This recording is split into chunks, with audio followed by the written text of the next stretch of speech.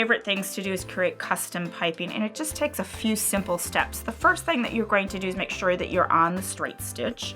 We're going to adjust our stitch length to 2.5 to create the piping, but when you attach it to, whether it's a garment or home deck project or even a craft project like a purse, you would use a 3 to 3.5 to attach it. So I'm going to change that back to 2.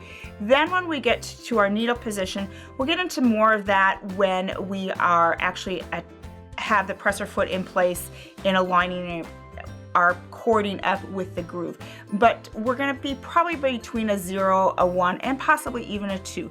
Then we always want to make sure that we have our tension in the correct position of 4 or possibly 5. Now the foot that I use when I'm creating my custom piping is actually the zipper foot, and the reason that I do that is I use an 1/8 inch cable cording, and that cording rides perfectly right under that groove, so when my needle comes down it stitches really close to that piping edge. I'm going to go ahead and place that presser foot on the machine, lower that presser foot, and now everything is in position.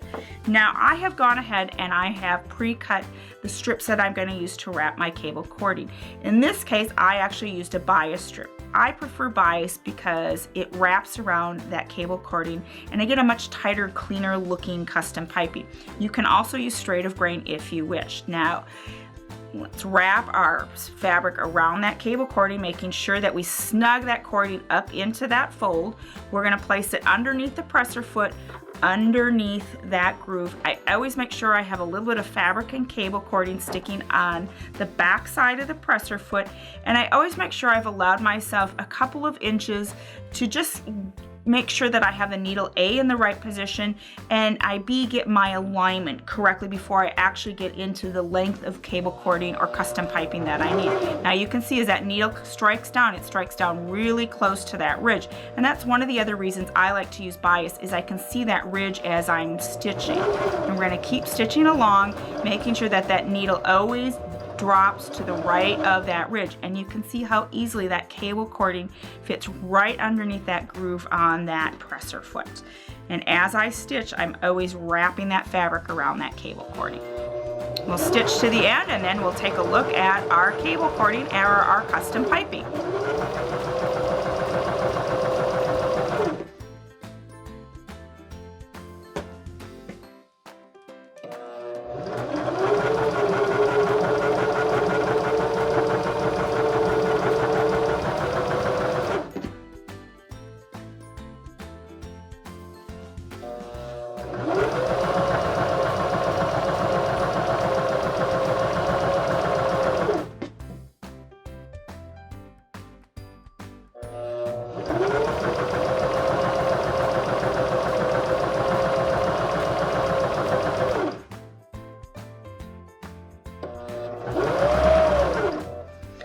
So now as I'm coming to the end of my cable cording, the length that I need for my project, I'm going to stitch to the end and then take my needle out of the fabric, and we'll take a look at our custom piping.